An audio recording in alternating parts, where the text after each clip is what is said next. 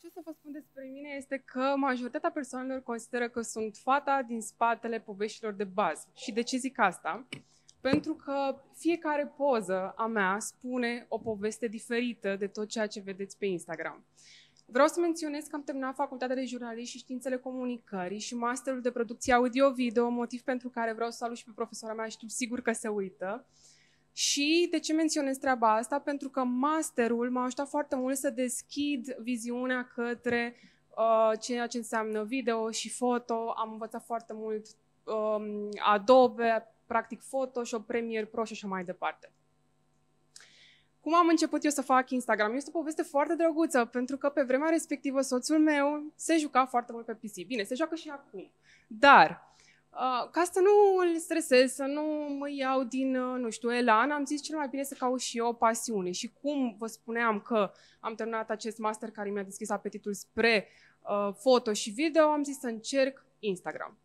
La început, cum se poate vedea și pe ecran, am făcut ceva pe fashion. Voiam să copiez, ca să zic așa, stilul altor persoane care mi se păreau mie super mișto. Și am început cu fashion, nu mi-a ieșit. Era o mare porcărie, pentru că erau niște poze cumva copiate, împrumutate și așa mai departe. Dar, în timp, am realizat că, așa cum se vede pe a doua poză, aș putea să merg spre editarea direct de pe telefon cu PixArt. PixArt este o aplicație foarte interesantă și gratuită. Puteți de acolo să faceți o groază de chestii.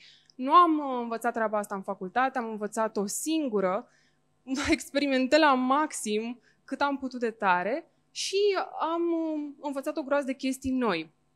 Între timp, profilul meu a suferit foarte multe modificări. Am încercat și o temă curcubeu, am încercat și o temă de iarnă, dar o să vă vorbesc puțin mai încolo. Așa că vreau să vă zic ceva despre această poză, care e foarte importantă. Poza asta m-a făcut să înțeleg că eu sunt o persoană mișto și că am content bun. Am realizat treaba asta după ce poza a devenit virală în mai puțin de o săptămână. Și cum a devenit? De fapt, să vă zic mai întâi povestea din spatele acestei poze. Eram eu cu soțul meu afară și era extraordinar de frig, ningea. Cel mai bine, cum să facem noi o poză la aceste păhărele de la Mac decât în mașină? Bineînțeles că background-ul nu exista, eu l-am luat de pe Google și am făcut liniștiți poza frumos, noi doi, am ajuns acasă, mi se părea foarte întunecată, lipsită de interes total și am început să caut o poză de iarnă și am găsit-o pe aceasta de la New York. Am pus-o repede, am editat-o în PixArt, cu degetul am pus niște luminițe sus acolo la oglindă pentru că nu era foarte bine editată poza și am vrut să ascund treaba asta și am dat drumul.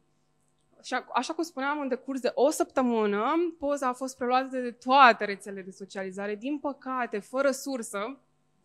Și pe mine m-a supărat în sinea mea chestia asta, pentru că am zis, măi, dar sunt și eu, am și o poză pe lumea asta, măcar acolo să-mi dea un tag. Nu mi-a dat nimeni. Dar, pe de altă parte, pe lângă frustrările mele, am realizat că sunt bună și că pot să continui și să fac chestii mult, mult mai creative. Bun, așa cum spuneam, am înțeles că sunt... A fost clicul meu, practic, să realizez că pot să fac chestii și mai creative, să aduc elemente și mai multe, care să-i facă pe oameni să se simtă bine, să se simtă diferit față de cum s-ar simți în mod normal dacă ar intra pe un cont de fashion sau altceva. Cum am crescut eu contul? Am crescut destul de greu contul de Instagram, pentru că o să mă tot repet, dar am muncit enorm. În spatele fiecărei poze se află multe ore de editare, de research, de absolut orice, pentru că totul fac singură. Și atunci am muncit pentru content, am postat în mod constant, adică o dată pe zi. Am relaționat cu influenceri care sunt din aceeași nișă cu mine, ca eu cumva să fiu distribuită de către ei și să am vizibilitate mai mare. Am organizat concursuri, pentru că trebuie să recunoaștem, concursurile îți aduc vizibilitate. Chiar dacă pe moment, să spunem că vine o parte din urmăritor o să plece, e important să faci, pentru că poate unii chiar se regăsesc în conținutul tău și rămân acolo. Și evident sponsorizări. Nu o să ascund, eu îmi sponsorizez o mare parte dintre postări, mi se pare că e foarte ok, pentru că fiind ceva deosebit, ajunge la mai multe persoane și oamenii îmi dau și follow. Vreau să vă zic ceva despre pandemie, pentru că pentru mine a fost o perioadă foarte constructivă, în sensul că am abordat o altă strategie față de persoanele din jurul meu, față de colegii mei. Nu am vrut să vorbesc deloc despre acest virus, nu mi-a plăcut ceea ce am văzut în online, ajunsesem să nebunesc numai gândindu-mă la asta și am zis să prezint niște povești diferite, colorate, motiv pentru care am ales Disney. Iar Disney-ul mi-a adus foarte mulți urmăritori și un reach foarte, foarte mare. Și asta este una dintre pozele postate recent. Am destul de multe salvări pe ea, am prezentat și reach-ul. Nu este nimic fake, totul este pe bune. La fel și aceasta. Deci sunt poze pe care oamenii le-au văzut, le-au plăcut, au simțit că se regăsesc în ele și au salvat genul acesta de postări și chiar am ajuns să fiu copiată, ca să spun așa, în România de mai multe conturi cu treaba asta de Disney. De asemenea, perioada asta de pandemie m-a determinat să învăț să creez singură, de la zero, fără ajutorul nimănui, filtre. Și în prezent am 24 de filtre pe care le-am făcut cu foarte multă dedicare și foarte multă muncă, pentru că sunt o groază de tutoriale pe internet în altă limbă, sunt în germană, sunt cu tot o altă limbă decât în română și mi-a fost foarte greu să învăț singură să fac treaba asta, dar filtrele mele mi-au adus undeva la 9 milioane de impresii și, mă rog, lucruri de genul ăsta care sunt destul de importante la urma urmei și care aduc și varietate pe profil. Și de ce vreau să insist asupra filtrelor? Pentru că sunt diferite. Unele sunt cu presetări, adică practic schimbă cromatica feed-ului, altele sunt cu make-up, altele sunt cu dusty, nu știu, extraordinar de variate. Cine vrea să intre să le testeze poate să intre acolo și m-aș bucura să-mi dați un feedback. Primele colaborări cu branduri. Să știți că m-am așteptat foarte puțin să ajungă brandurile spre mine. Întotdeauna am făcut-o pentru mine și pentru comunitatea mea și tot ceea ce am creat eu a fost mai mult pentru sufletul meu și pentru oamenii din jurul meu. Și dacă au venit brandurile, au venit fără ca eu să fac ceva concret, fără ca eu să le scriu lor, fără ca eu să trag un semnal de la, uite, eu sunt Puiu Ioana și fac asta și pot să vă ofer ceva din ceea ce vreți voi. Nu, brandurile au venit pur și simplu spre mine, fără ca eu să fac ceva concret. Și acum o să vă enumăr 3 branduri, deși sunt mult mai multe, dar acestea cumva sunt mai aproape de sufletul meu. Pandora este brandul care mă ajută să mă dezvolt foarte mult, pentru că sunt o groază de colecții, printre care și colecția Disney, care, nu știu, pur și simplu mă ajută pe mine să-mi creez o groază de povești. Și am aici câteva poze. Cea din față chiar în care scrie mare Pandora, am fost muză la Pandora și am apărut la revista Viva mai târziu, iar poza este făcută de fotograf, după care eu am ajuns acasă, am meditat-o, am tăiat tot, i-am zis omului, vreau să mă pui ca și cum ai sta pe mătură. Și ne-am uitat noi pe Google ce poziție ar putea să fie ca să pară că stau pe o mătură și până la urmă ne-a ieșit ceva drăguț, zic eu. A doua colaborare a fost cu Food Panda, s-a întins pe 3 luni, am prins și pandemia, a fost ceva o provocare pentru că în perioada aveam și Disney-ul și am să includ și chestia asta cu Disney-ul. Și aici m-am urcat pe o mașină, mi-am scos background-ul acolo și am pus ceva cu Disney, după care m-am pozat și în casă, tot ce vedeți acolo este scos. Eu fac doar, să zicem, uite, în poza aceea cu patul, doar patul există în realitate, tot ce vedeți în jur nu există. Și, practic, eu muncesc extraordinar de mult să aduc în față și lucruri diferite, calitate și așa mai departe. La Pepco, de exemplu, mi-a plăcut pentru că am colaborat strict pe perioada sărbătorilor. Iar eu de sărbători mă simt cea mai creativă. Deci mie mi se pare că e cel mai frumos atunci când vine toamna, când vine iarna, când trebuie să le arăt oamenilor chestii cu fulgi, cu frunzulițe, chestii girly, nu știu, pe mine chestia asta mă face să fiu super creativă. Și aici am 2 poze de la Halloween și mai aveam și o poză de Crăciun, dar am zis să nu umplu foarte mult slide-urile, să nu plictisesc foarte tare. Așa, și acum revenind la branduri, cum am ajuns în atenția lor și repet, am muncit, Dumnezeule, atât de mult că acum cumva regret că m-am implicat atât de tare pentru că m-am și stresat în același timp. Și am fost, așa cum spuneam, am fost super constant, am încercat să postez tot timpul, chiar dacă nu aveam chef, chiar dacă poate nu mă simțeam în apele mele, nu eram extraordinar de în forță, nu aveam starea necesară, am postat. Și am lucrat cu o agenție, pentru că mi s-a pus întrebarea dacă am mai lucrat cu agenții, am lucrat cu 2 agenții, în una am stat 6 luni de zile, Am învățat foarte multe lucruri, după care am considerat că pot să merg singură pe acest drum, să-mi gestionez singură proiectele, să comunic direct cu brandurile, să relaționez altfel decât aș fi făcut-o în mod normal cu o agenție și acum sunt pe cont propriu, ceea ce este perfect pentru mine. Ce sfaturi mi-aș da mie dacă ar fi să o iau de la început? Doamne, deci așa cum am spus, aș lua mult mai ușor pentru că eu sunt pe piață de 2 ani și puțin. În 2 ani și puțin am crescut cât poate alții au crescut în 5 ani. Pentru că am experimentat atât de mult și mi-am dorit în permanență să aduc în fața oamenilor chestii noi, chestii diferite și asta m-a solicitat la maxim. Adică dacă eu n-aș fi avut un alt job în paralel, eu n-aș fi putut să mă întrețin din Instagram. Chestia asta e doar o pură pasiune și atât. Și m-a epuizat, sincer. Aș fi zis, iau un pic mai ușor, nu mă aleargă nimeni, n-are niciun rost să postez tot timpul. Dar mi-am dorit, au fost și cumva niște motive personale pentru care am zis să-mi demonstrez mie și familiei mele că sunt bună și am tras foarte, foarte tare. Și am mai fi o chestie, Instagramul este super dubios în perioada asta și nu numai. Are un algoritm care chiar, nu știu, nu mai poți înțelege. Fie că folosești hashtag-uri, fie că faci totul ca la carte. Nu ar trebui să te mai iei după Instagram.